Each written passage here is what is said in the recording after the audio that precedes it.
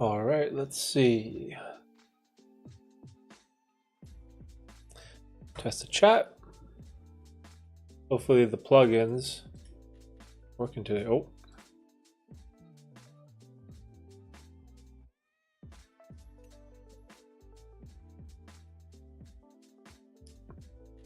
Let's see.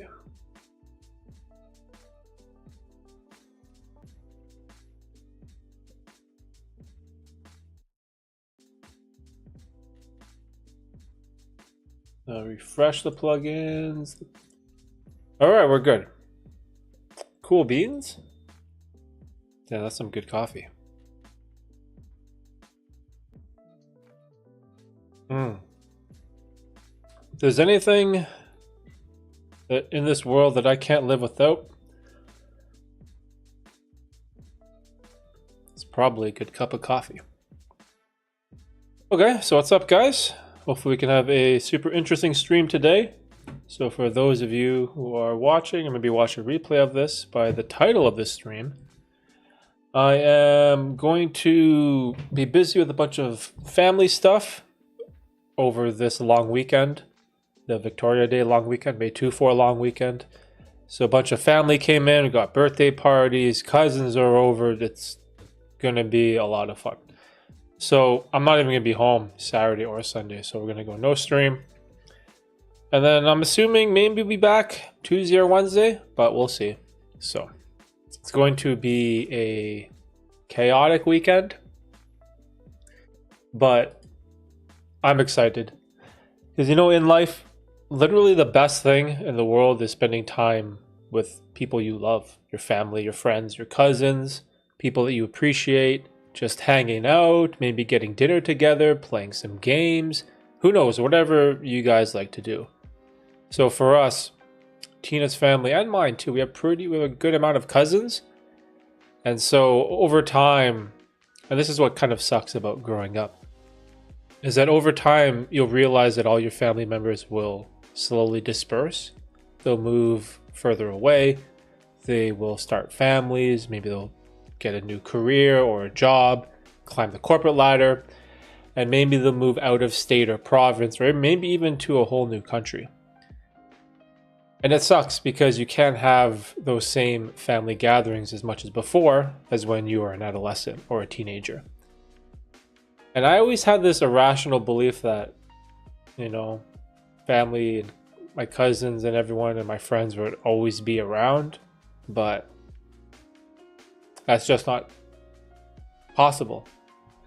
I guess it is kind of possible if you're lucky, but for us, you know, everyone kind of moves at their own pace in life, and it will take them to new towns, and they'll be on new adventures, and that's super cool. But the good thing is that when you do have, say, a long weekend, for example, and let's say a couple of your cousins fly in, or maybe they drive over, it's so nice to just see them and catch up.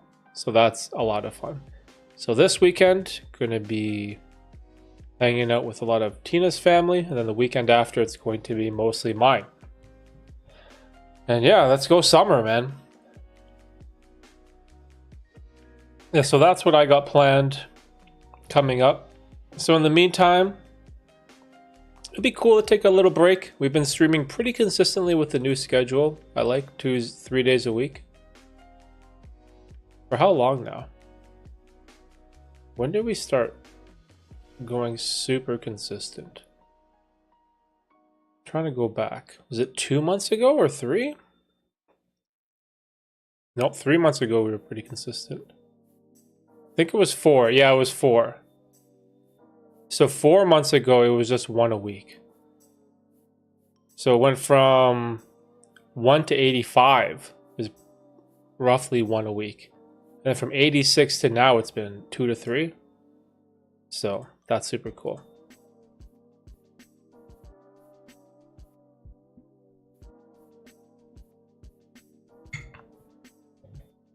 Let me see. The last mushroom one.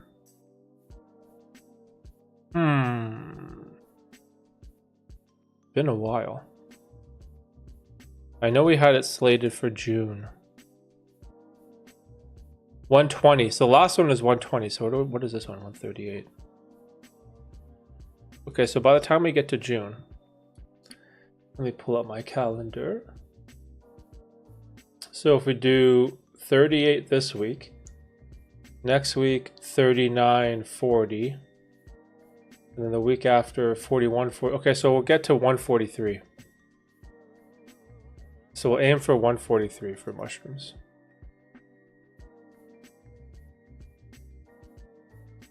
This should be fun. And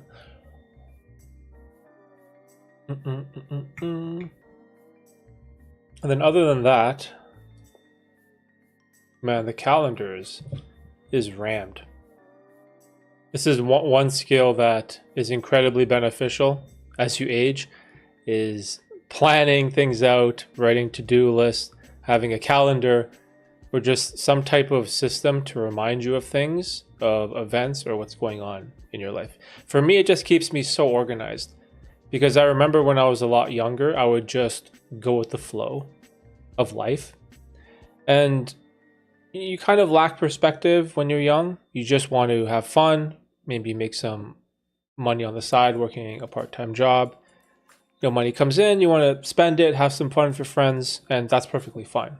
But man, as you age and the responsibilities mount up, and it becomes incredibly difficult to spend your time on your pastimes and your passions in life, dude, you gotta be organized. And without that, I feel like you just become super unproductive. And so for me, you know, planning is everything. And when I was younger, I was always procrastinating. I never wanted to be responsible or plan anything out. And that kind of sucked. And so I was sort of punished for like the longest time of being someone that I wasn't reliable, probably wasn't on time. What were some poor characteristics that I used to have? Like just overall punctuality, I guess. But yeah, once the self-improvement journey started, all of that drastically changed, which was super cool. It was like writing down like a to-do, not just like a daily to-do list, but even just weekly or monthly, just goals or really important things you want to get done. And it may sound like some type of magical bullshit, but just the act of writing things down, for whatever reason, you will accomplish way more of them than if you were to not do anything. And so that's what was super beneficial for me. Yo, bro, Dom, what's up, dude?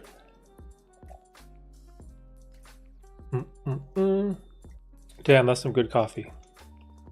What is it today? Thursday? How was your Thursday, bro?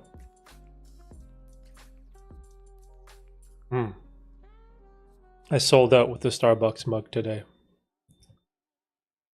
Well, let me just finish this, or else it doesn't get super cold. Yo, Red, what's up, Red?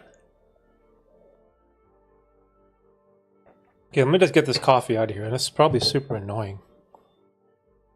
I don't know how other people feel about streamers who eat and drink on stream. I find that kind of annoying, no?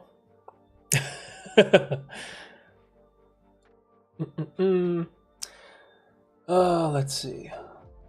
It's so dark in here. Let's get this light. A bit better, I guess. Okay, bro, see you next week. Bye.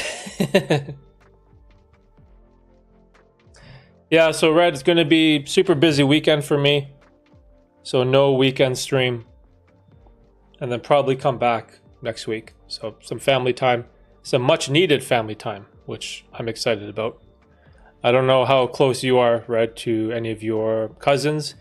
But for me, man, I always love hanging out with family that I grew up with. Even though I'm the eldest.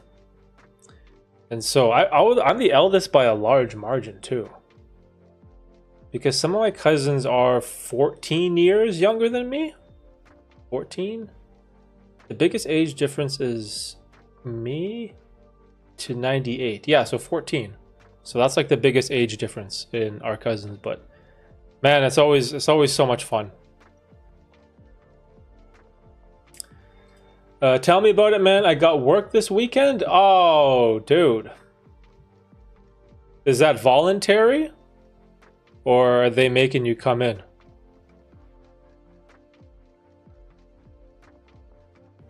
Oh, all your cousins are overseas? Oh, your immediate family is small. Yo, most like Filipino families are big, dude. Or is everyone's overseas, so like back home, I'm assuming. Yeah, because most of my closest friends, whenever they have like, I guess you just call it like a Filipino gathering, or their family all meets up, it's crazy. I think my best friend, his cousin, has 10 or 11 kids. I'm just like, holy shit. It's nuts. Do you have a katana? No. Oh, no. I had a kimono. What else did I have? What else do I have that's Japanese? Not much. Not much. I have some souvenirs. No, not souvenir isn't the right word. Some valuable heirlooms, I guess is a proper word, from my grandparents that were from Japan, and yeah, that's about it. My brother, I think my brother has more kind of like Japanese stuff than I do, but that's neither here nor there. Oh, dude, I'm like dehydrated. And not just from the coffee, but holy, it was a long day today, man. Tired. I don't know if you can see here, but there's all this stuff on my desk that I was doing for work at the other job. We had a bunch of, maybe you guys know this stuff. We got Tigger, Disney, Lorcana cards. I had a podcast today. I was ripping some packs. It was a fun day today, fun day. And so this was like, I was sort of alluding to this the last stream. So I was talking about this side hobby that I was getting into. And originally I thought it would be basketball cards. So I don't know if any of you guys are into sports memorabilia, like hockey cards, basketball cards, any of that type of stuff. But man, this whole, I don't know what you call it, PSA grading system or Beckett slabs or CGC or any of these companies that take sports cards and grades them, gives them a rating out of 10 based on the quality, the cut, and I guess what else do they measure? The edges and the proportionality of the card and whatever. You get this grading out of 10. And man, during COVID, this industry just totally blew up. So I don't know if any of you guys have any type of cards like that or into this whole PSA stuff, but dude, it's like overwhelming to me. Oh, Cowboy, what's up, Cowboy? How you doing, bro? How's the hunt for the mortgage? How is life, my friend?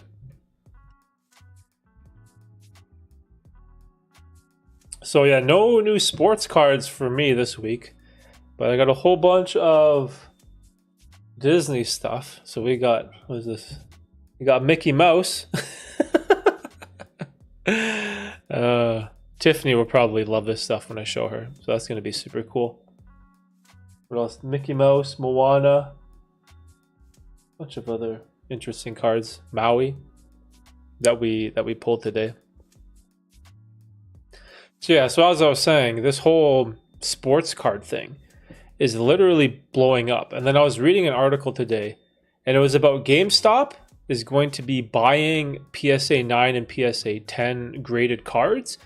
And so I think the article is talking about how the sales of physical video game copies obviously is going down the drain, since everyone can just buy a game on like PS5 store, right? And then just download it to the hard drive. And so I'm assuming less and less people are going into GameStop and buying the actual physical copy of the game. So GameStop has essentially hedged their business and they want to get into the collectible trading card scene. And I'm like, wow. So GameStop wants a piece of the pie, of the PSA pie. So what's your new job going to be? So basically think of what young Jamie does for Rogan. It's essentially like that. So I run like the social media. And so today we're doing like podcasting. So I have like I don't know, it's hard to explain. So just to say social media stuff.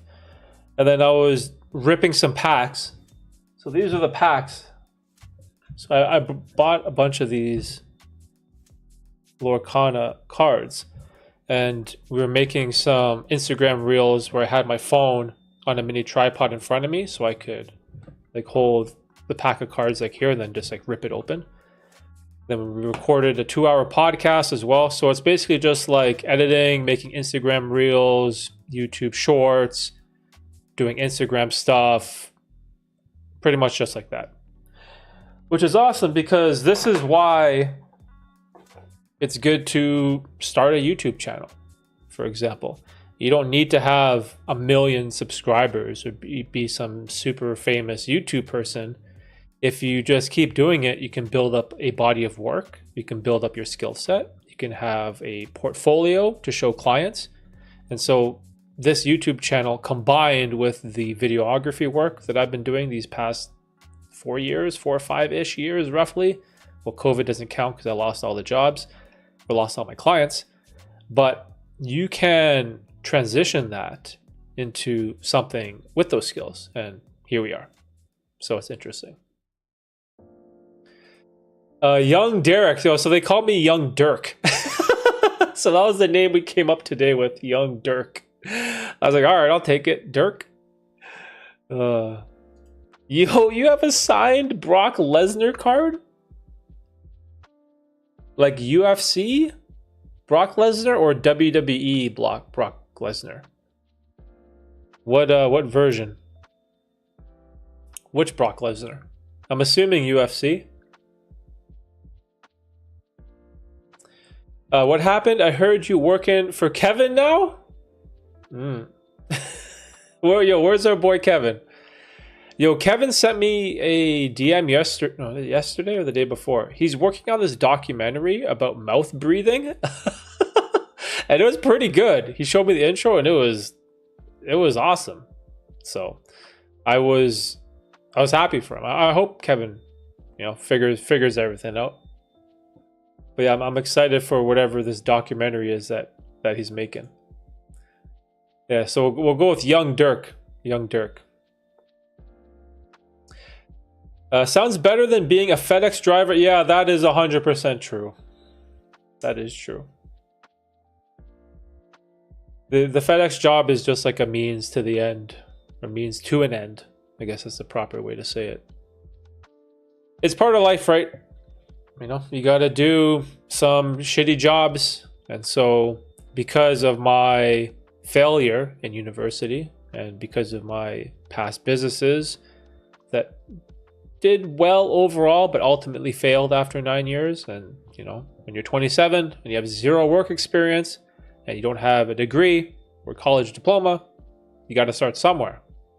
And that is what FedEx was for me. And so I am grateful because also you learn the value of why you don't want to stay in a shitty job the rest of your life.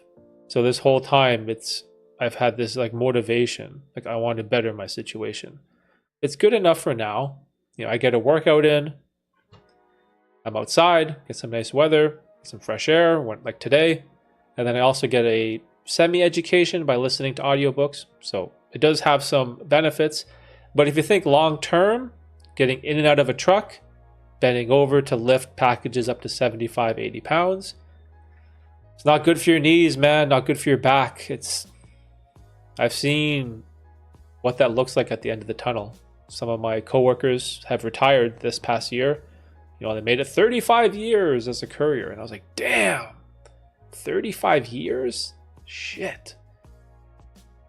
And, knees are shot, back's stiff, neck looks like it's fused. It's a tough gig, man. Tough gig.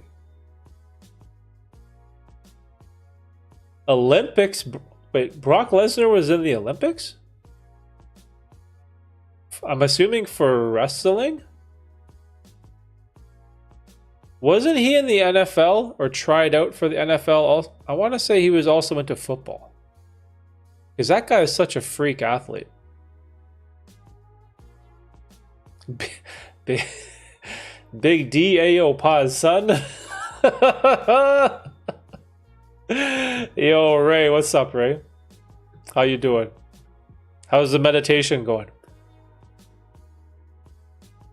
Oh, I listened to a podcast with this interesting guy. What was his name? Oh my gosh, he was some type of what was he? I think he was like a motivational speaker, and he's this very well-known life coach for multimillionaires and billionaires. God, what was his name? Something Sharma. But anyways, he was talking about this morning routine that he does called MVP. And it's an acronym for, the M was motivation. What was the V? The P was prayer. What was the V? Motivation, something, and prayer. Oh my gosh, what was the V? It was some type of planning. I can't remember what it was. But anyways, he had this 45-minute morning routine of just practicing things like meditation and gratitude and all these things that are great for your mental health. And then he talked about these clients that he's had who are multi-millionaires or these CEO billionaires, and he would go to their mansion and they'd have like 30 cars. They'd have this like amazing house that he'd walk through. There'd be people cleaning, there'd be servers, I don't know, not server staff, like a housemaid or whatever. And then the owner would be sitting by himself watching TV. And then the takeaway is that there's so many of these super successful, ultra rich billionaires who have everything in the world. They have all the possessions, all the cars, all the homes, everything you could ever ask for materialistically. But they have nobody to share it with. And I was like, damn, dude, that hit home hard for me. And I was thinking about that because some of these massively successful CEOs, they throw everything into their work. They just become completely obsessed and they neglect all of their relationships. And a lot of them are kind of like asshole-ish type of personalities, like they're dicks, but that does really well in business. It's really poor for your like friendship and your friendships and your family and your emotional health. But being an asshole, being like a savage, someone who's ruthless, is great for business. And damn, just hearing these stories of these super successful people getting everything in the world, they made it, they got to the finish line, but they had no one to share it with. They didn't have a wife or a partner or kids, or they're just by themselves alone. And I was like, yo, that's sad, man. That's real sad.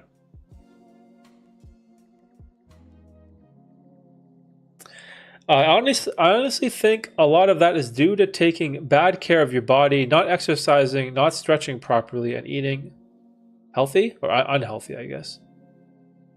I wouldn't say it's the job that causes those issues. Yeah, it all depends too.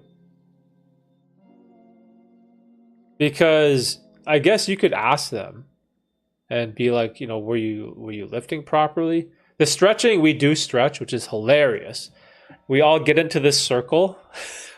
It sounds so lame. I think they call it like stretch and flex or something, and everyone has to stretch for like 10 minutes together, and the managers are there and they make you stretch.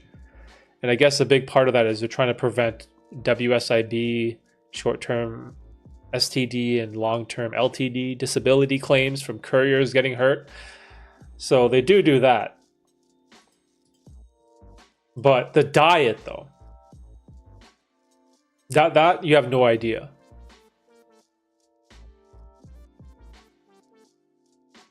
Yo, Factory, what's up? Dan Pena? No, it was his last name was Sharma, something Sharma.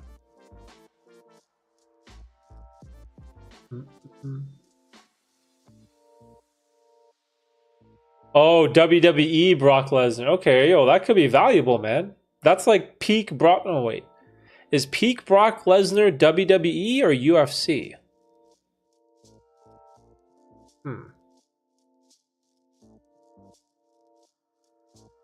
Kevin is trying all kinds of shit to get popular. Oh, damn, son. Damn. Sounds like you work at a cult. We get in a circle and they make you stretch. It's like, come on, guys, get in the circle, jerk. Dude, it's so weird. And everyone's like, oh, I'll stretch out my back. Oh, yeah. It's pretty funny. Kind of sus, though. STD, yeah, short-term disability.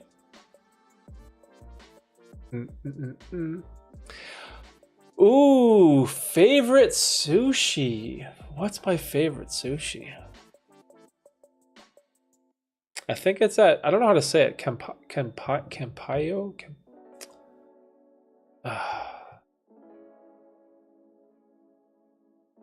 It's that. I don't know how to say it. It's not very common.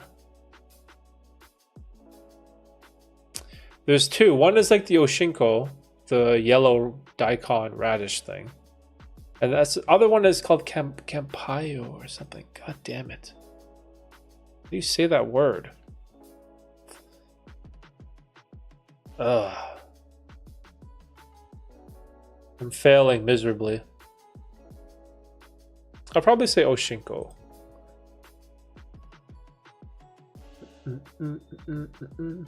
Oh, damn, dude. You're getting married? Yo, what? Yo, congrats, cowboy. Wait, have we talked about this before? We must have. Am I just a dick that forgot? 7 weeks. So that's what, in July? First week of July? Damn, son. Excited for you, bro. Yo, the day is gonna go by like that. It goes by so quick. Also, it depends on how many people you have at your wedding. I think we had 175-ish, 170. And the whole time it's just people coming up to you, congratulating you, wanting to talk to you, wanting to take a picture, wanting to share some stories. And you'll forget to eat. You'll forget so many people's names. You'll probably get super drunk like what I did. But man, it's such a fun day. Such a fun day. Oh yeah, and speaking of that too, so if you're getting married in July, this July is going to be our 10-year wedding anniversary.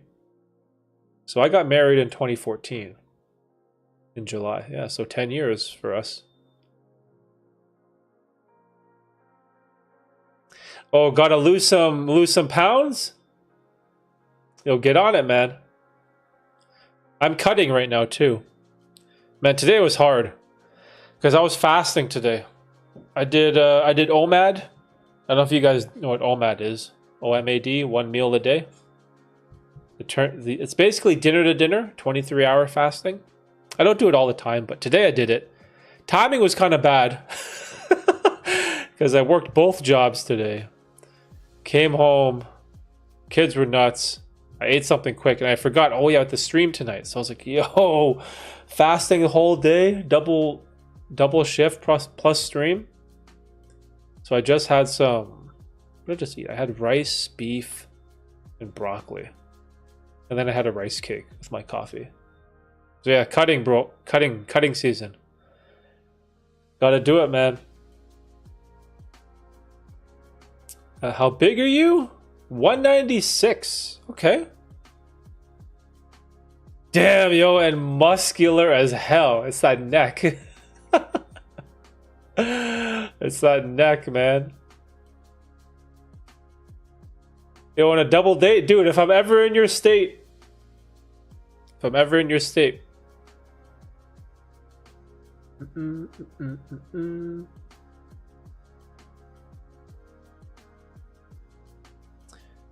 How'd you meet your girl? Prison pen pal? Yo. Hey, yo. That's...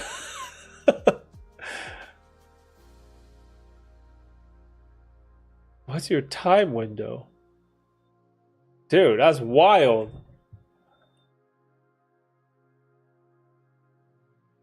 I like it.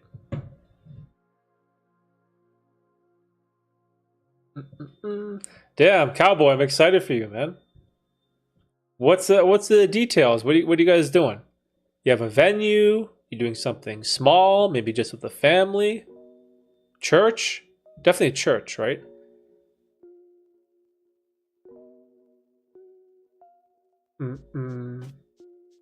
Prison chapel. Love is love. Damn, so hopefully everything goes smoothly. You gotta pray to the weather gods for some sun. We had our ceremony outside. And I can't remember what the forecast was, but I was super anxious about it. I was like, yo, please don't rain.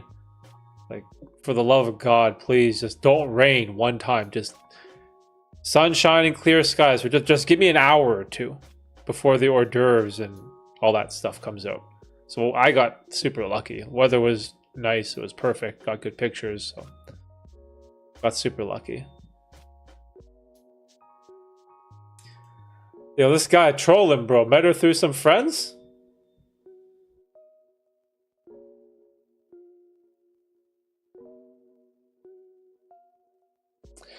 I see. Doing a small backyard thing and then eat some Little Caesars pizza that we have kit. Yo, that...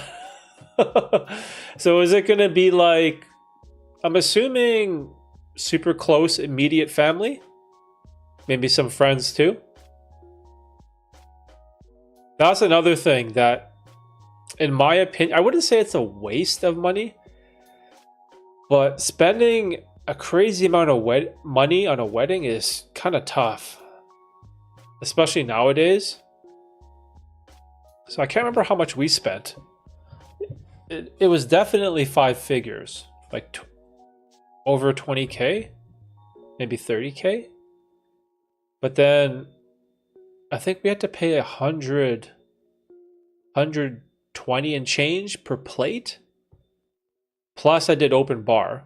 So that I took that hit because I wanted everyone to drink, right? So open bar, no problem. But then a lot of people are very generous when it comes to gifts. And so after you get a bunch of gifts and then, you know, I think the wedding cost us a few $1,000s. So it was okay. It was okay. But I had a great time though.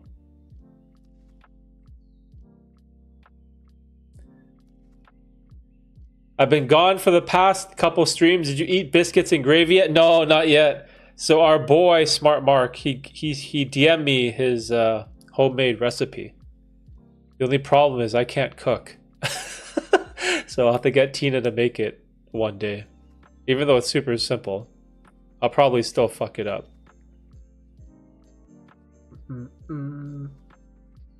But yeah, last couple of streams were just super chill. You know, just hanging out. Who was here the last couple of streams?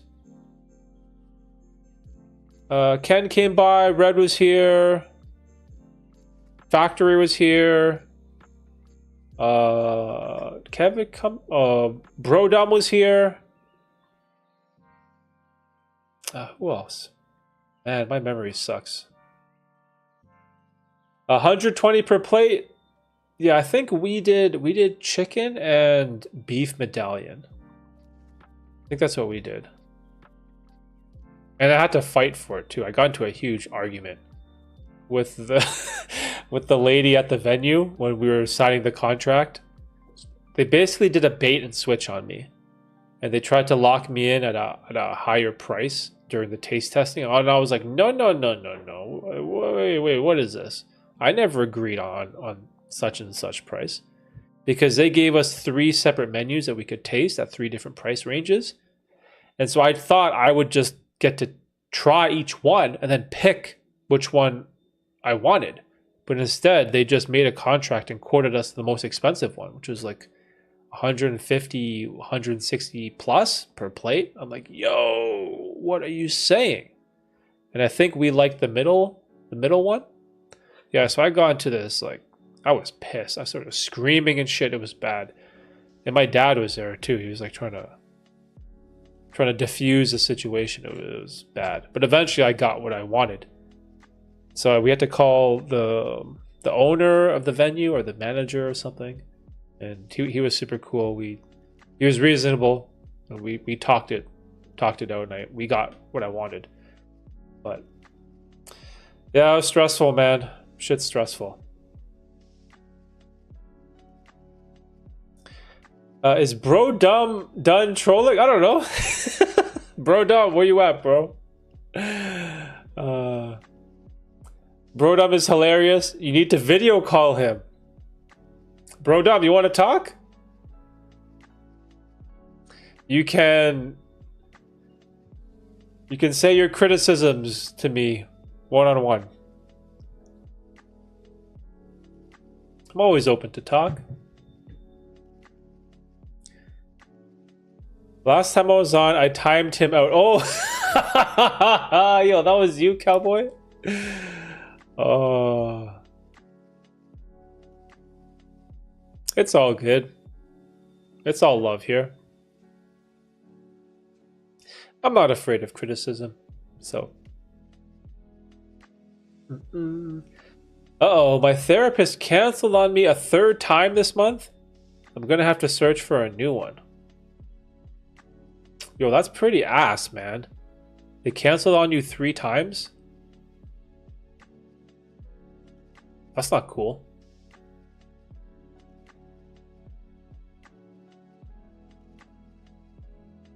Yeah, dude, maybe it's time to find someone better. Because if they keep canceling on you, how do you expect to be able to work through whatever issues you're talking to your therapist with? Like, you need them to be at least consistent or professional or something. That's horrible, man. Yo, no way. They cancel like 20. So they cancel on you last minute. Okay, that's some bullshit. But why though? What's the reason? Are they just too busy? Or they don't want to do it? Or is it just, oh, it's an emergency every single time? Yo, that's so unprofessional. Dude, that type of stuff drives me nuts. It's such a pet peeve when people just aren't professional. I had this issue all the time with the podcast. All the time. This is why I gave up on it. It's just too frustrating. So many people, they just don't give a shit. They say one thing and they do something completely different. There's no honor in anyone's word anymore. It's so frustrating for me. I hate that shit so much.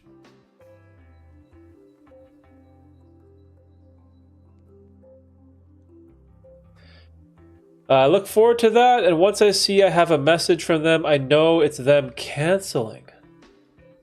They say they are sick or it's technical difficulties. Wow. Okay, if it's just like a back massage or your foot doctor or your, I don't know, urine test results or blood test results or something like that, okay, fine. Whatever.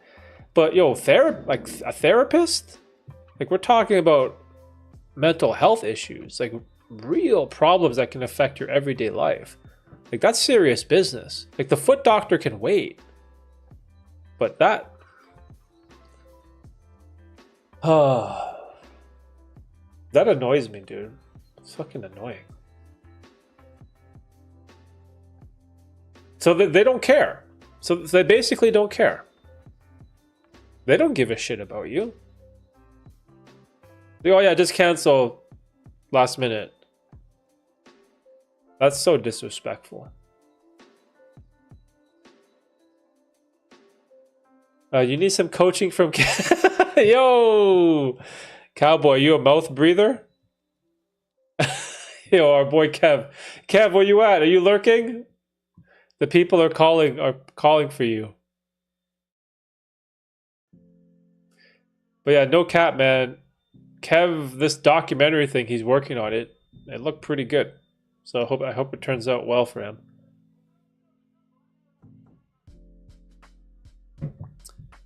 Thankfully, I'm not in a dire need of it most days, like some people may be.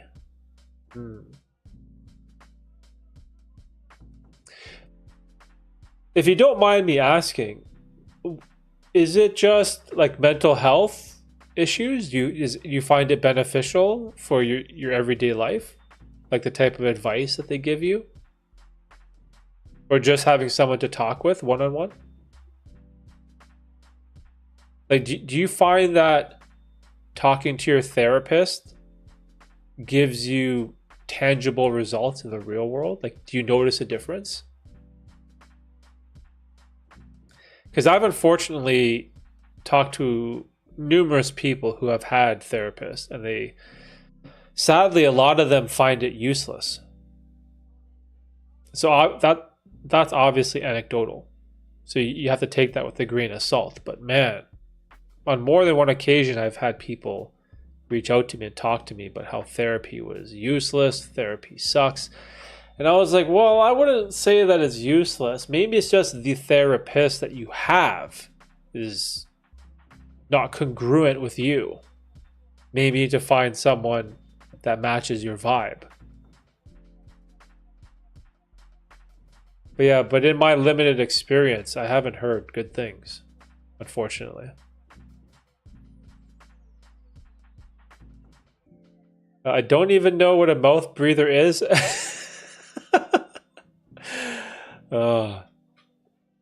So I'm a mouth breather right now because my nose is all stuffed up by this stupid seasonal allergies, man.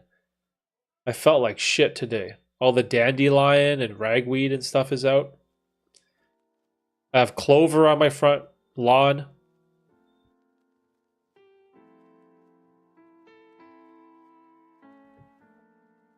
Yeah, all that pollen shit kills me, dude. Specific topics mainly, but learning to deal with losing my family due to the Jehovah's Witness shunning is something that still bothers me. Oh yeah, with your mom, right? Oh, dude, do they know about your wedding? How does that work? Did you tell them, or are you not gonna bother? Or did you invite them, or like how? Maybe I'm asking too personal of a question.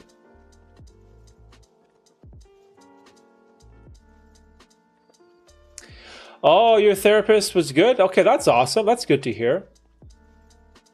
That's why I don't believe in this notion that all therapy is useless. It can't be. Just in my limited experience, I've interacted with a lot of people who didn't find any benefit in it.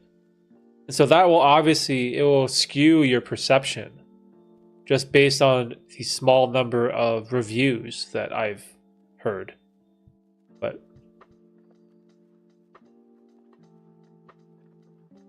hey, yo, Smart Mark, what's up? I love you all. Just wanted to say hi, but it's movie night, so peace out. I'll watch this. Yo, Smart Mark, have a good night, bro. Enjoy your movie night with the fam. If you're having chips and dip, maybe some popcorn, whatever your snack of choice is. Enjoy the night, my friend. Thanks for stopping by.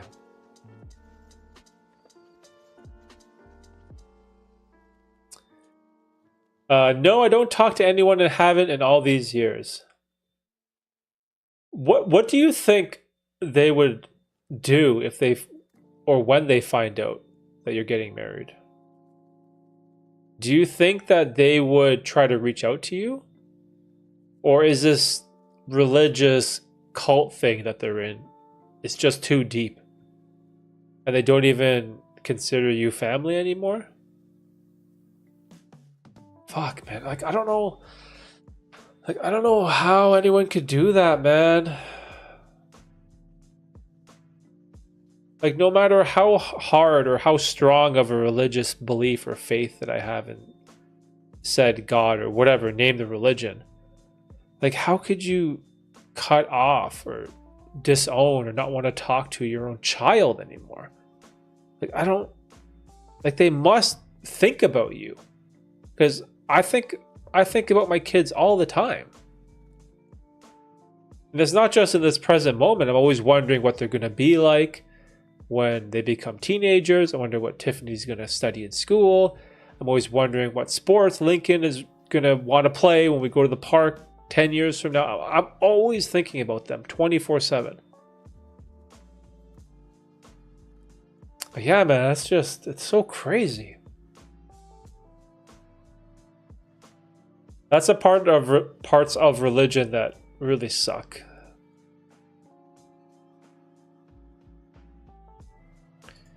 I enjoy telling that story of my life. It shows people that Jehovah's Witnesses aren't all so loving. Oh, wow. That's an interesting point. I have a friend at work. She was a Jehovah's Witness. I think part of her family is still in it too. And they used to do the whole door-to-door thing. You know, you go door knocking and you hand out, I guess, those like little brochure flyers or whatever. They would ignore it. Wow. Damn, my guy.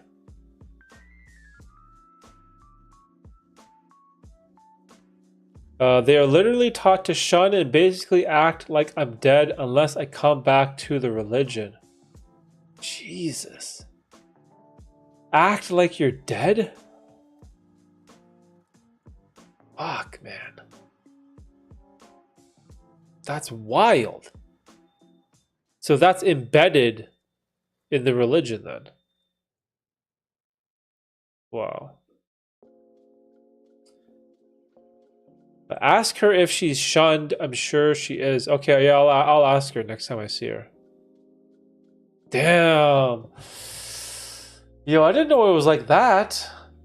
I just thought that they were upset that, you know, that their son changed his religious views or didn't want to be part of it anymore. Maybe they just felt disappointed. But to completely shun you and assume that you're dead, that's wild. That's wild, man. Holy.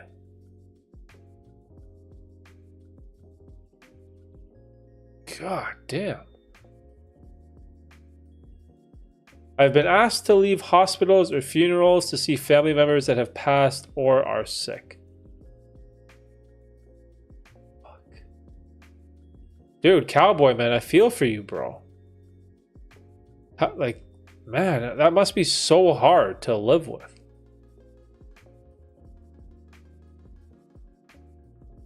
Because it's just like, see, if I was in your position, and obviously I can't know exactly what I would do, but the amount of resentment that I would probably feel would be so overpowering, it'd probably make me angry. And maybe, hopefully in time, if you do have that same resentment that I probably would have, maybe you can get over it in some way or another. But the one thing you can't do is to constantly blame yourself if they're never going to compromise. And if they have this idea that you are dead to them and you are shunned and you are no longer part of the family and they're never going to change their opinion or stance on that. If it gets to that point, there's probably like nothing you can do. And you'll have to try to just do your best to move on in any way you can and try to leave those feelings and attachments in the past. And that's probably incredibly difficult. That must be so hard to even contemplate, right? But man, being asked to leave hospitals or funerals when your family members are sick, dude, I'd be so mad, man. Fuck. Yeah, I would just feel pure resentment. Like, how do you get over that? Because family is supposed to be everything. Like for me, family is everything. Like this weekend, cousins are coming. I'm so excited to just, hang out with family. People that I love, people that I've known my whole life, people that I grew up with together, even if they are cousins of cousins or cousins husband or cousin's wife, like whatever, right? It's way deeper than that. Jesus. Cowboy, this is me and you. We're having a therapy session. Me and you, bro. We're working through our traumas, my friend. Oh, huge resentment. Okay, so we probably align in that sense then. I'm trying to learn to forgive in therapy as well. That's tough, man. Because how do you forgive that? That's abandonment, basically. That's hard, dude. That's real hard.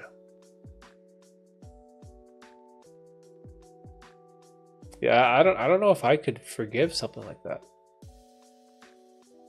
Like family is supposed to be forever, and they essentially just abandon you for an ideology.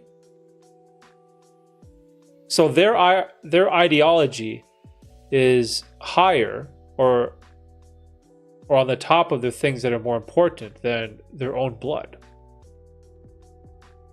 Yo, Killer Potato, what's up? I've been thinking of going to talk to a therapist, but I'm skeptical. I just think they're there for the cash grab. Maybe I'll take mushrooms instead.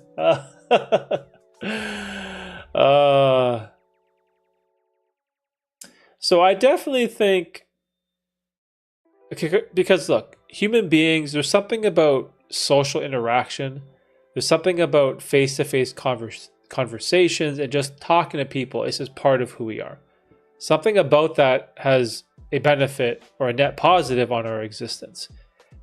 And sure, I definitely agree that some therapists, they probably want to get you in for a session. They want to get you in for another session, book you next month and the month after and have it reoccurring and keep charging you and keep having you in for more and more sessions in the future. I'm sure that happens everywhere. But there definitely might be something beneficial that you can gain from it as well, that the mushrooms might not be able to show you, since the mushrooms are more of a one-way internal street where all the talk comes from the self and in your mind. Whereas just talking to a different human being, it could give you perspective. So I guess it depends, right?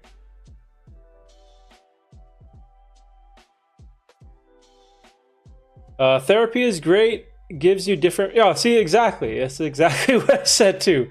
Gives you different perspective, especially if you're very hard on yourself. It taught me to give myself some slack. So like self-forgiveness. That's interesting.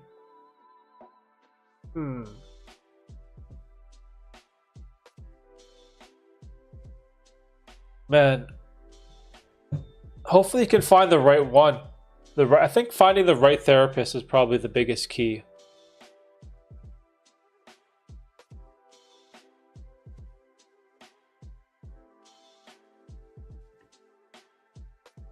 But dude, it's just, man, I never knew the Jehovah's Witness was that hardcore. Because I used to see them all the time. Sometimes we used to live near our old house. We used to live near the train tracks.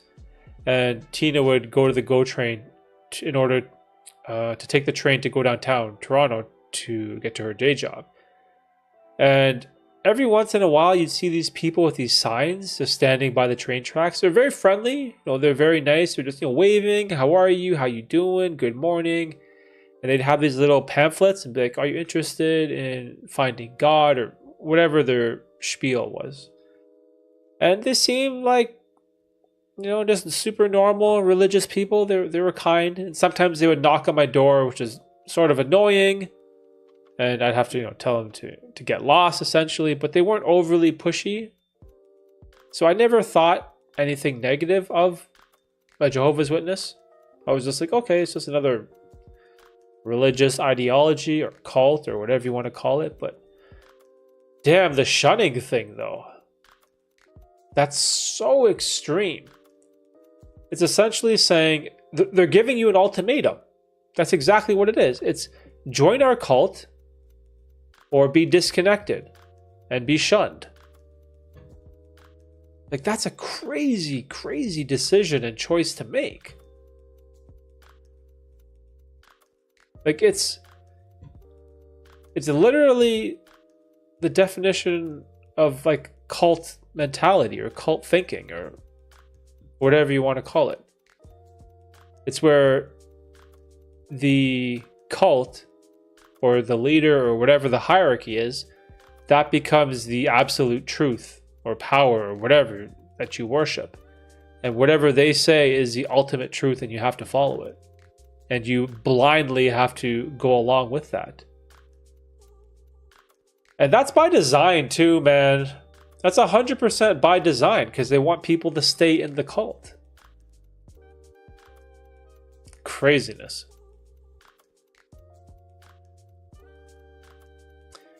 Yeah, I'll have to try it. Thank you guys. Definitely an in-person one and not online. Yeah, so I've talked to some therapists before at 2 different times in my life. Both were one-time things. And I think the first time I talked to 2 people, it wasn't very helpful. They were very nice. I was kind of like a troubled adolescent teenager. So my parents had me talk to some people. I think when I was like 18 or something. I was really young. And I didn't gain anything of it because I was just an ignorant teenager. But a little later in life, I've also talked to someone, and a couple times just had great recommendations or ideas that came from said person. And I guess the main key is try it. And if it's bad, don't assume that all therapists are bad. And if it's good, don't assume that all therapy is good. So I think you have to take that and really think that through, because it's just a roll of the dice, right? You may get some therapist who, I don't know, maybe he's lazy, or maybe he just wants to make money. And then maybe you might meet someone else who is totally engaged, that gets joy and fulfillment from trying to help people work through their problems in life. It's like, for me, for example, with the coaching calls that I have with my clients. There's not many, but for me, it gives me a sense of fulfillment because I am helping people in a one-on-one setting. And so even though there have been times when I haven't been able to help some people, and this is usually in the gambling realm, like most of the people that reach out to me have gambling issues or gambling problems. So most of the calls that I do go down that alley. And it's dark and it's a little depressing at times. And it's very sad because a lot of these people are just being tormented. They are suffering and it's horrible. And so for me, it gives me this very nice feeling, this sense of accomplishment that I am helping someone. I'm making a difference in someone's life. And that is very rewarding for me. But there's other people who probably don't care. They probably don't give a shit. And maybe they have some type of license where, I don't know, they have like a super successful business model or something. I don't know how much therapists cost or charge, but yeah, I think the main idea is, it's not a all or nothing thing. So hopefully, the first session you have is somewhat beneficial. But if it isn't, that doesn't mean it's all bad. Let's see. I expect myself to be perfect, and it's detrimental, I think, to what I can really do in my time here on Earth. I thought I'd hate it online, but it's convenient. In person is great too. Oh, cult? Yeah, definitely a cult. Yeah, man. It has all the tendencies and writings on the wall of a cult.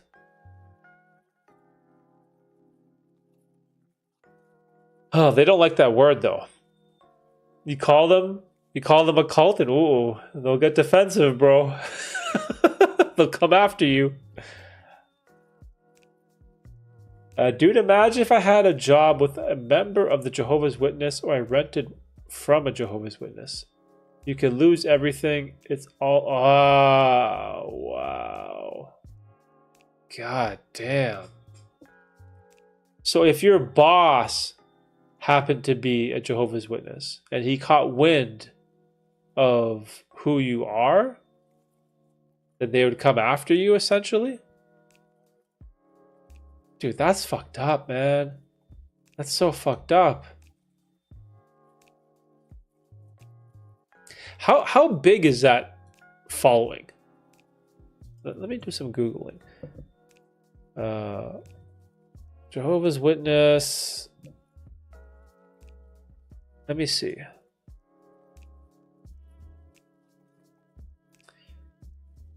Jehovah's Witnesses are a non-Trinitarian, millenarian, what the heck kind of words are these? Christian denomination. As of 2023, the group reportedly approximately has 8.6 million members involved in evangelism, with around 20.5 million attending the annual memorial of Christ's death. Whoa, holy shit, 20.5 million people attend the memorial? Jehovah's Witnesses believe that the destruction of the present world system is that Armageddon is imminent, and the establishment of God's kingdom over earth is the only solution to all of humanity's problems. Jesus Christ. Oh, the number is like exact. 8.6 million, 25,042. Dude. That's unbelievable. I did not know that. Crazy. 7 million or so. Dude, I would have guessed I was gonna say like 2? Like 2 million? Maybe like 1.5? 8.6? Bro. They could have their own country, guy. That's insane. How is there so many? Or is this why there's so many? Because like the shame and the shunning and all of this stuff. God, that's crazy, dude. When was it created? The origin is Pittsburgh, Pennsylvania in 1870. So it's 150 years old. Who's this founder? Let me see this savior of the Armageddon. Who is the founder? Pastor Russell? Founder of the Watchtower. Oh no, what's that? Charles Russell. So Pastor Russell. So this guy. Charles Tate Russell? Okay, so he's from 1852 and he died 1916. So this crazy dude created this. Unbelievable, dude. I can't even read any of these words. Atonement, dispensationalism, Hades resurrectionism, annihilationism, Like, I don't know how to pronounce these words. Dude, oh my gosh, we're going deep in the Jehovah's Witness rabbit hole. Don't get me started on the trauma as a kid thinking the world was always going to... Oh, wow! So they instilled that fear into you even at a young age? I'm sorry, Cowboy, but this is like super fascinating. Not in a good way, but I'm just like blown away. I'm like, what the fuck? I didn't know that this is what Jehovah's Witnesses were about. So they're scared of the apocalypse.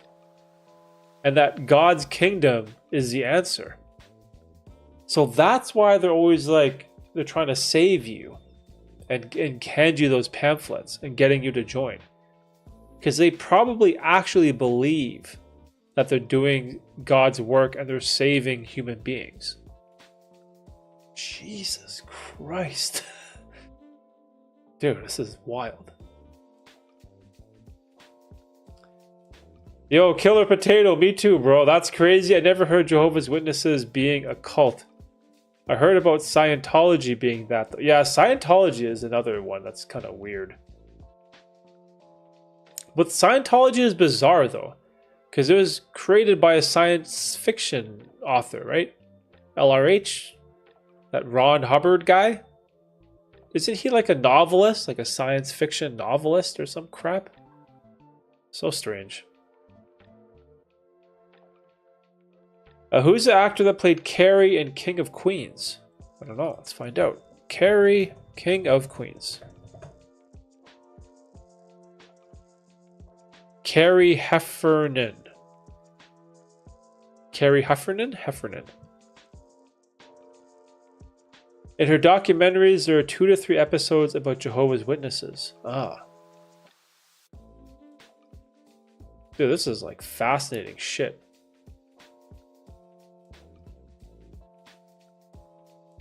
Yo, Simon, what's up, dude? No crazier than any other religion? Interesting. There's a lot of wild religions out there, bro. Oh, dude. But I find religion very interesting. Super fascinating.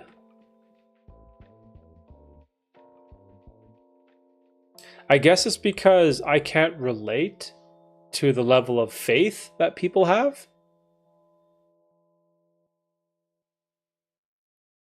But I do know a bunch of people who gain a lot of positive aspects in their life from following a religion. So I do have a lot of friends that gain like a benefit from it. So I'm not necessarily an anti-religious person. I don't mind talking about it and learning about it. But it's like the culty behavior is that type of shit rubs me the wrong way. This is fucked up. I do love teaching people about it. Yo. Sorry, I have the hiccups. I'm like super intrigued right now. I didn't know any of this. I just thought they were just like normal, nice people that, I don't know, they had like some church. But this is like hardcore. Cowboy, I'm so sorry you had to go through that. My girlfriend's mom scared the hell out of her entire childhood, always saying that she'll go to hell for anything. Damn. Yeah, me too, bro. I'm sorry, Cowboy, you had to go through that shit. Like that's craziness. Man. See, because my view as a parent is that, or my opinion, is that you need to let your kids be themselves. You need to let them be their own individual human being. And I am going to instill all of the knowledge and life lessons into my kids as I can.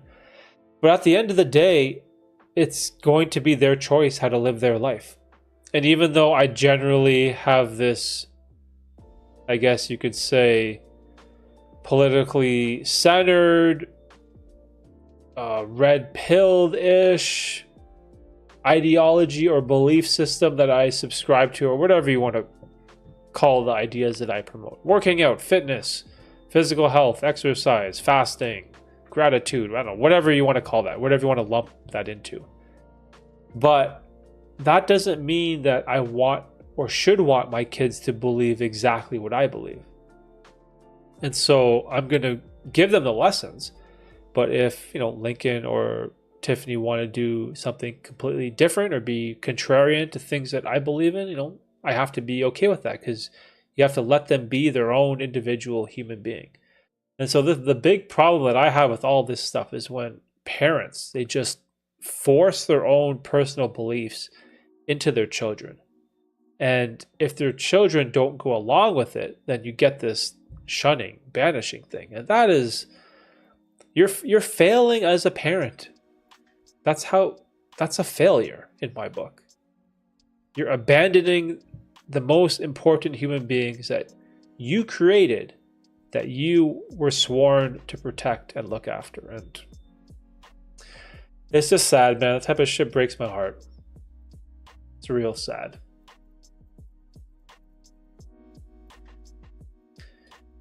They think the world will end in Armageddon. There will be some that go to heaven, and then most people will live on a paradise earth, like it was when Adam and Eve first existed. Wow. What on earth? So they're going to go back in time? Or they're going to go to a replica of Earth? A paradise Earth? This is a real good point. People will believe anything to avoid thinking about death. Wow. That's an interesting point. That reminds me of like the religions that have reincarnation, because it's a similar thing. It's just in death, your life will continue on. So technically, you're not really dying if you reincarnate, you just keep going.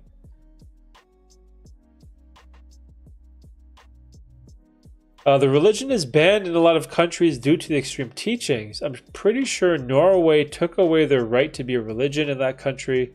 I'm not sure exactly if that came to... Oh, wow. That's fascinating. So I'd assume in America, it's probably, a state-by-state basis? Because the US, you have strict state laws, right?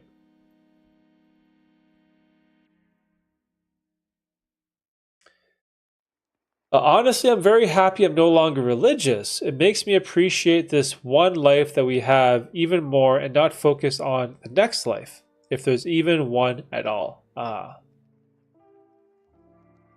See, my belief is that I don't have that strong faith or desire for a God or a church or a religion or an afterlife or a spirit or whatever you want to believe in. I just don't have that lever in me. I don't have that switch. And so it's almost like it's a non-factor in my life. But because I have, or I believe, or have this feeling, or whatever you want to call it, that doesn't mean I should be someone that just negates all religions and talks shit about it or thinks they're stupid, because I don't understand like what that extreme faith is. And so I try to be charitable as best I can to other people's beliefs. And I think that's like the proper mindset you should try to have. Just because you don't understand someone else's beliefs or religion, it doesn't mean you should hate them or talk shit about them or do anything negative. And so so I'm just kind of indifferent, I guess, is the best description when it comes to being religious. Or no, agnostic is probably a better description. Probably a better word, agnostic, I guess. But yeah, like the concept of God and religion, it doesn't even like really come up too much in my day. I'm just so busy thinking about everything else, man.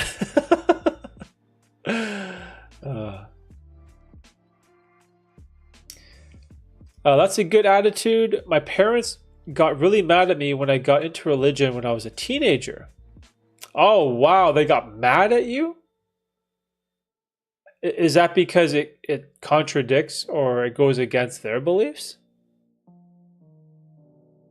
Maybe there's an afterlife, maybe there isn't, but nobody really knows. So we got to start pushing our. That's a good point too. See, that's what really kills me about the veganism argument or the vegan diet. Like it goes from a diet and it becomes an ideology, and that's what always it always rubs me the wrong way. And so I've tried really hard to have like rational conversations with some vegans, and I've had a couple of my podcasts that were like really reasonable, really cool dudes. Specifically, my boy John, and there was another one. Who was the other vegan guy that I talked to? Oh, god damn it. Let me see. I gotta get my shout outs proper.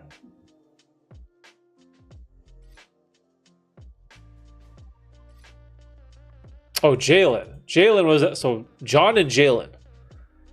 And other than those two guys, the other interactions or conversations I've had with vegan people have all been just so negative. It's just them saying that I'm a terrible person because I eat meat, or them criticizing me for affecting like climate change and not caring about the environment, and just like the conversation just goes nowhere and it just descends into chaos. You can never get anything constructive out of a person like that, where it's no longer talking about veganism, the diet, where it's veganism, the religion. And that's real sad.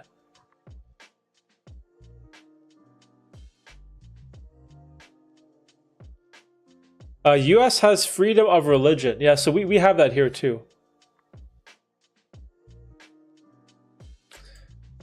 Yo, the loony guy. What's up, dude? I'm just scared what comes after death. My worst fear is it's exactly what it was like before you were born. Jesus. Yo, that's deep. So does that mean it's just darkness and you don't have consciousness? Oh, man. Yo, cowboy. Wait, the title of this stream is See You Next Week. Yeah, so I have family coming over. So this May 2-4 long weekend, I'm going to be out probably Saturday, Sunday, Monday, probably tomorrow too. Yeah, so I won't have a stream probably till next week. Got to spend some family time, you know? While the weather is finally good here. Bro, I've been dying for the sun for what, 8 months? And we finally have it, so I'm gonna have to take a week off from my basement dungeon.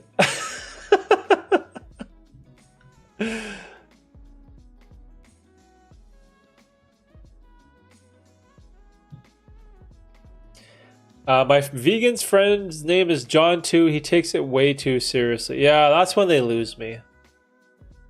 Like, I am more than open to having the conversation about the whole animal cruelty stuff, like the health consequences, the sustainability. Like, sure, I'm all on board.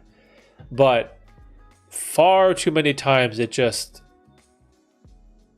ends up being a shit show. And whenever you're talking to someone that identifies, whereas veganism is like part of their identity, it just ends up being a losing battle. So, yo, cowboy with the blessed super chat.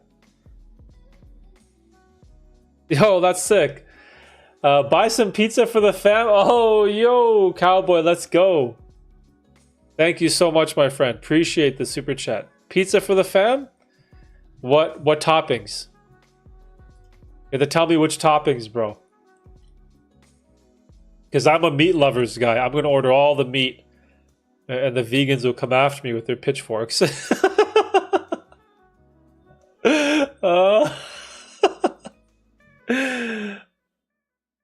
Yo, Red. What's up, Red? Half Asian medicine. First time. Oh, yo, cowboy, appreciate you, my friend. Thank you so much. Thank you for the super chat. You're too kind.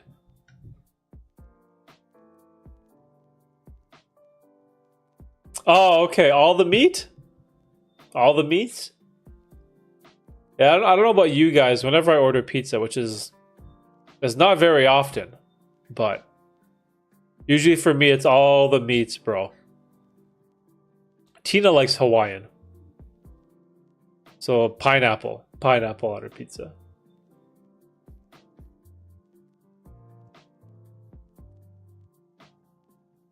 Pineapple pizza gets a bad rep, but I like it. Yeah, I think it's all right. Yo, Red wants some pizza right now?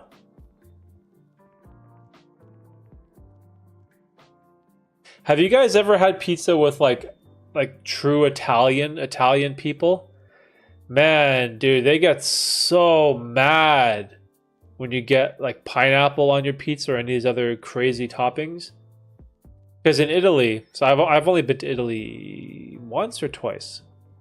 I think no, twice I think. But anyways, over there it's just like mozzarella, like basil, tomato. Like it's very very simple. It's not like here, where it's like you can get barbecue chicken on your pizza. You can get, I don't know, anchovies and bacon and shredded pork and pineapple and mushrooms and green peppers and olives. Like there's all this like chaos on our pizzas over here. But like in Italy, it's like very simple and traditional.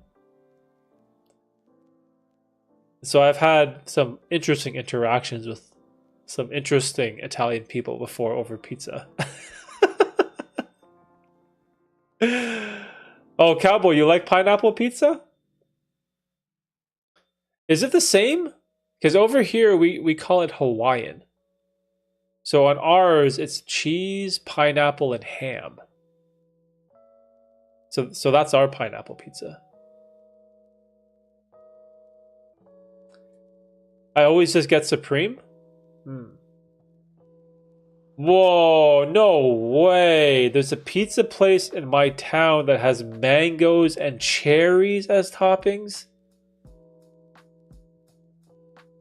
Ugh. Cherries? Bro, what kind of pizza is that? That's so bizarre. Pizza in Cali is trash. Even the wannabe Italian spot. Oh, wow, really? I didn't know that. Oh, gotta settle for Domino's. Ah, damn. Yeah, the pizza in my neighborhood is bomb, dude. There's so many authentic Italian spots in my neighborhood where I live. Yo, I didn't know that about Cali. So Cali's pizza is mid? That's surprising. Wait, when I went to California, I don't think I had pizza. Because I went to a bunch of Vietnamese spots. I think it was like Little Saigon I went to. I went to Koreatown. Got Korean barbecue and a bunch of other stuff. Went to In-N-Out many times. And I went to another couple other little restaurants and a couple Mexican joints. Yeah, I never had pizza in Cali. Yeah, I never had pizza there. Huh.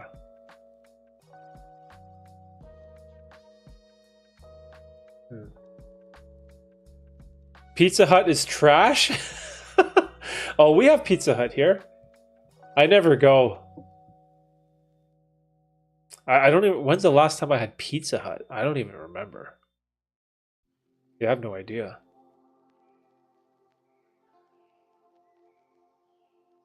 Yo, Costco pizza?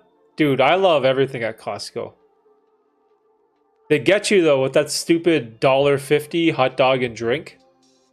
It's hilarious how the happiness you get from buying a hot dog and a drink for $1.50.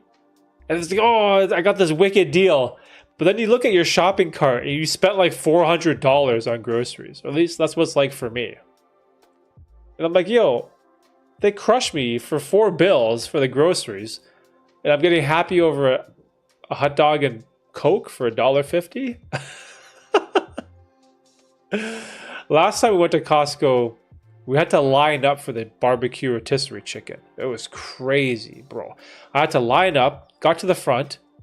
I grabbed one because I don't want to be a total dick. Grabbed one and I rejoined the end of the line and went to get another one because I always get two.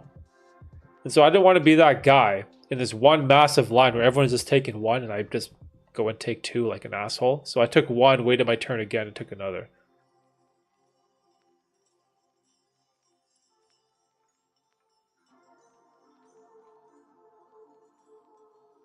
Canadians using maple syrup for yo maple syrup. Oh, stuffed cheese crust? Wait, stuffed cheese crust, is that Pizza Hut? That's Pizza Hut, right?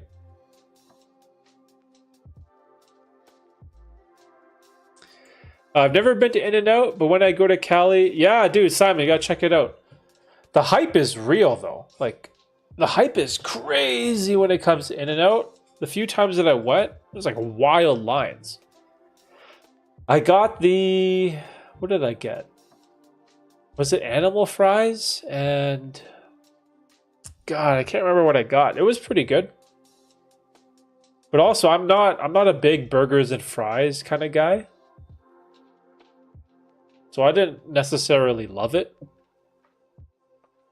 But the Vietnamese and Korean food that I had in California was fucking wicked. It was so good. I think I had some type of Vietnamese dry noodles. Yeah, it was bomb. What's up with the hype on Costco chicken? I don't know. I love it. Over here, it's $8 Canadian for rotisserie chicken, like the whole chicken. Because I'm crazy. I'll eat like half the chicken. So that's why I buy two. So if I buy two and I eat it all, it lasts 4 days. But normally I'll eat half of one. And Tina will take the other half and portion it like a normal human being. And then maybe use the bones to make a soup or broth or something. And then my crazy ass will eat the second one. Just like a glutton. You drink syrup out the bottle. Jesus. Jesus, dude.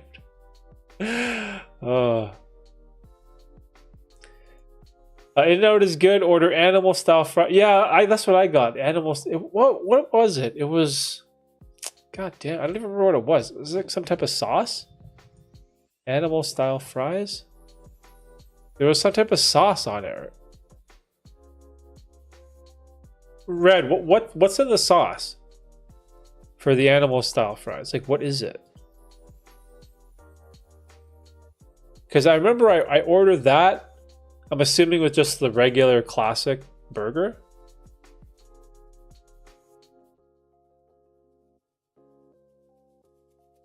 Oh, your phone's gonna die. Yo, cowboy. Good talk today, man. Good talk. Hope you can find a new therapist. Hopefully things work out. And thank you so much for the super chat, my friend. Super interesting stream with the Jehovah's Witness stuff too. Have a good night, brother. I'll see you in the next stream. Cowboy, stay away from that Aunt Jemima syrup bottle.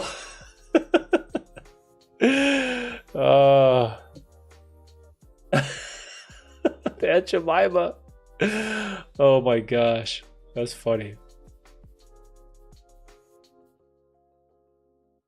I gobble Miss Jemima. Whoa, yo, whoa, yo, hold up, yo.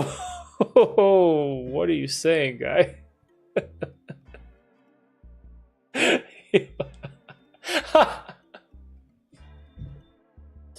Hey, yo, pause, son, pause.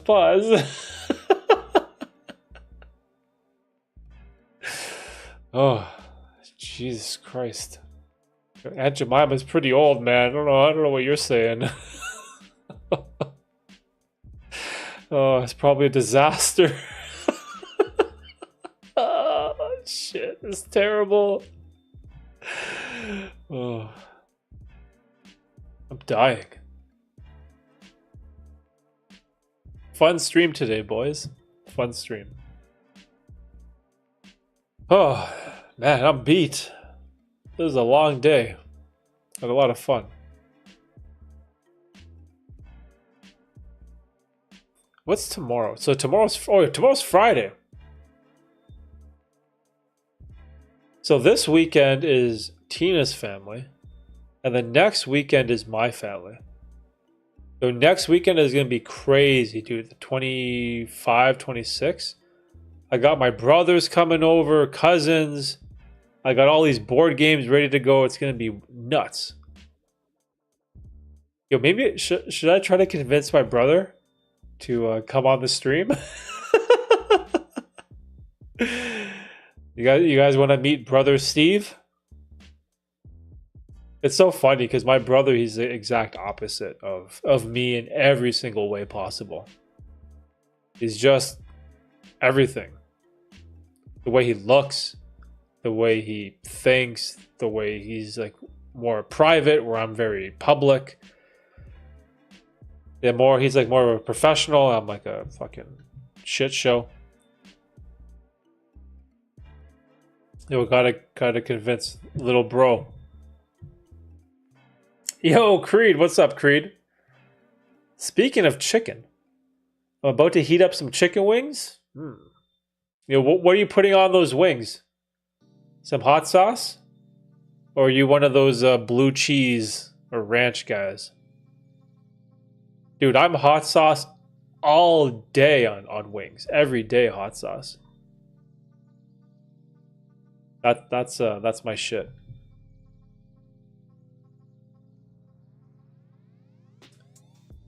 But yeah, so these are going to be some pretty crazy weeks. Should be fun. This is the one thing about Canada too, man. When the weather finally gets good here, you have to take advantage of it.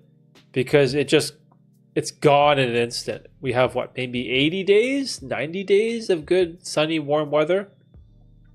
So a couple months and then that's all gone.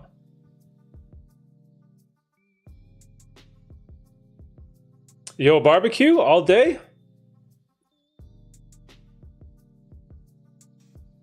You know what I like? I like the like Scotch bonnet, like habanero, like crazy ass death spice. I love all that shit. Yo, lemon pepper. Dude, I love the lemon pepper dry rub. Dry rub? No homo, no diddy. Oh, that's when I'll do the lemon pepper. When it's dry. Hey, Amadita, what's up? Mamacita. Hola. Welcome, welcome. How was your evening? Blue cheese is a scam. Yo, some people swear by blue cheese. Like, they'll swear on their mother's grave that blue cheese is the bomb. I don't know. It's kind of not my thing. My best friend is all about blue cheese. He loves blue cheese on his wings. He loves blue cheese flavored chips, blue cheese dressing. Like, he's all in on blue cheese. But I don't know. Blue cheese kind of ain't for me.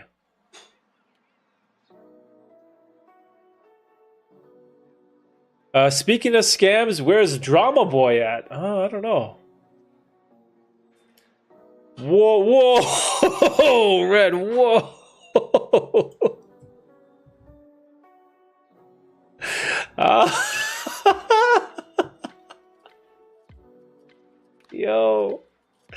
Yo, shit.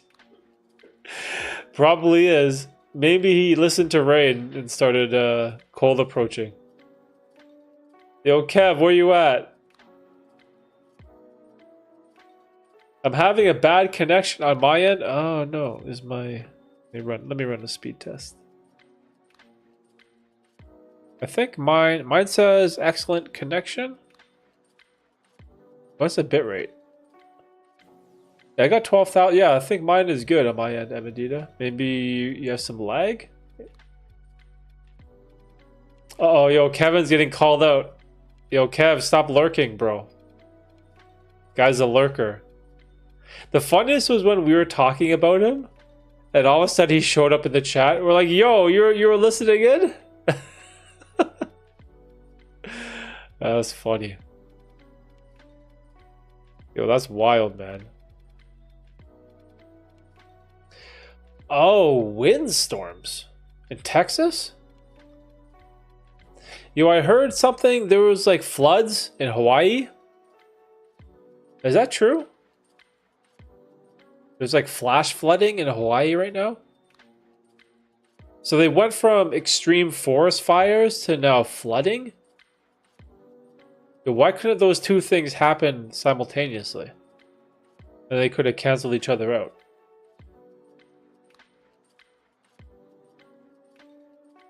Do you follow any traditions? Oh, wow, that's a tough question. I don't think so. Do I follow any traditions?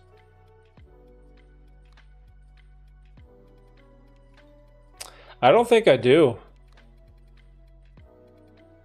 Because I've sort of always had this belief that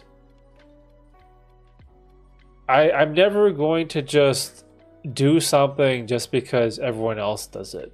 You know what I mean? If it's like some tradition that everyone in society does, that I should do it too, then like why? That's not my tradition.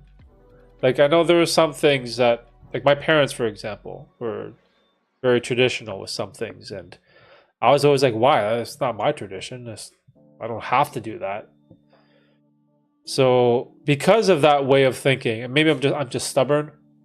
I'm just really stubborn, but I don't think I have any traditions that I follow. Because I don't have anything religious. Like my only traditions is what? Protein? Getting in lots of protein? Doing push-ups? Yeah, I'll have to say no. I don't think I have any. Is that sad? Maybe that's kind of sad. Oh, wow. Power outages all over? Dang. That's not cool. Oh, yeah, because I was listening to something in the news talking about like Hawaii is all messed up right now. And then wasn't there... There was somewhere in the US that had tornadoes. Was that Texas? God. Natural disasters are horrifying. Let me see. Let me make sure that Hawaii thing is true. Hawaii floods. Flooding? Yeah, here. Heavy rain pummels Hawaii, causing landslides and flooding. Holy shit. Hawaii is getting hit with heavy rain, which triggered flooding, mudslides, which caused emergencies. Oh my god. Dude. Feel so bad for Hawaii, man. They're just getting wrecked by natural disasters. First forest fires, now this. Shit. Oh, so it was Texas that had tornadoes? Because someone was talking about tornadoes. I think it was Bean. Was it Bean? He was mentioning how there were some tornadoes close by to his house. Dang. Yeah, that stuff is super scary. You know, stay safe, guys. If you have, or if you live in a state where there's natural disasters that occur. Dang.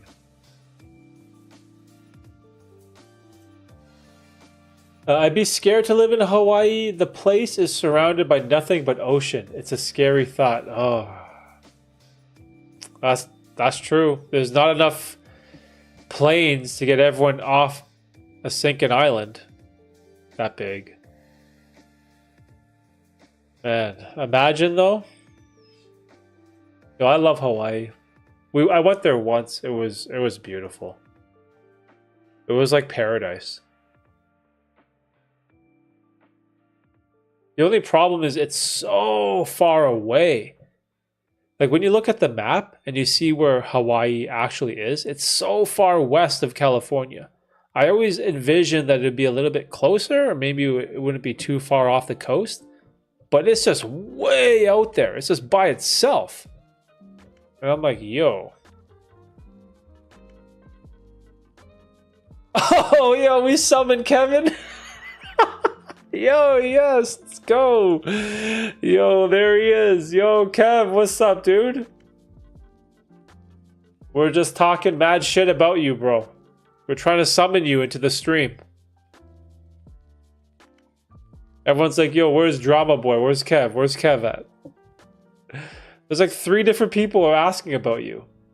And then I was talking about your mouth breathing documentary that you're working on. That intro clip that you sent me was good, man. It was real good. Too bad Cowboy, he had to go. When's the video coming out? There you, yo, Red, we summoned him. Oh, the visualization.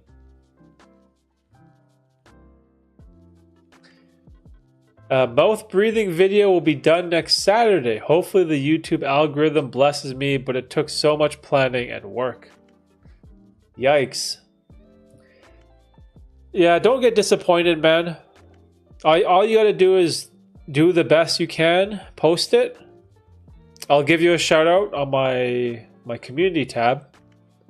And then just, you know, wish for the best. Sometimes the YouTube algorithm is so funky.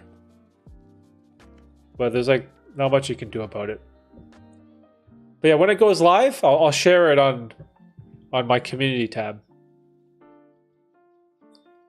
Mouth breathing documentary sounds amazing. Yeah, I've read a lot of health benefits when it comes to breathing through your nose. This is this whole, like, you know, this movement now with people taping their mouth shut when they sleep.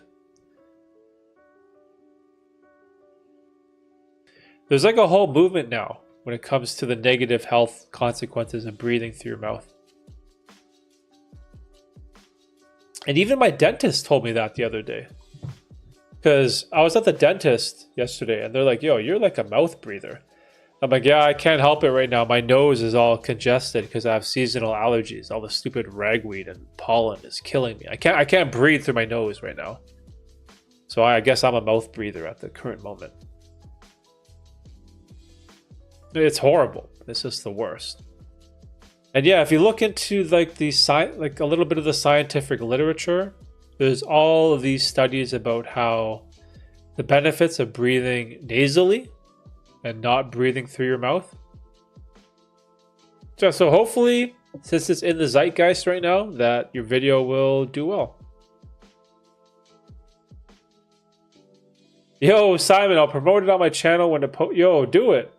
See, there you go, Kev. You got 2 of us promoting. Let's go.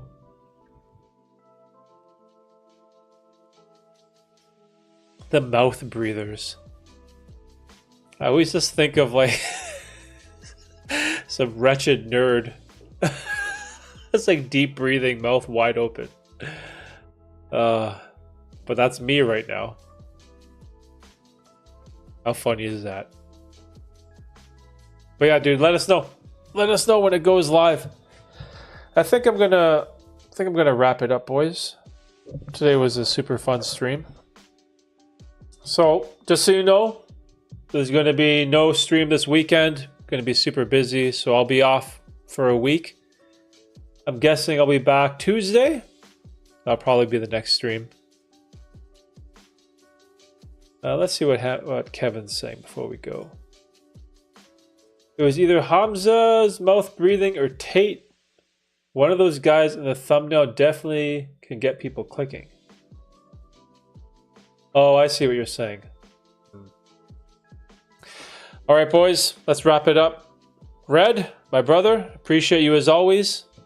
Thank you for always stopping by and moderating. Love catching up with you. And Cowboy as well, who is here. Love the support for the super chat. Kev, Simon, my guy, Amadita, Killer Potato. And all you guys, I hope you have a great weekend. If it's a long weekend for you, I hope you have a lot of fun or spend some time with your family. And if you get some nice weather, go outside and get some sun. So I'm out of here, and I'll see you guys, let's say next Tuesday. So, bye.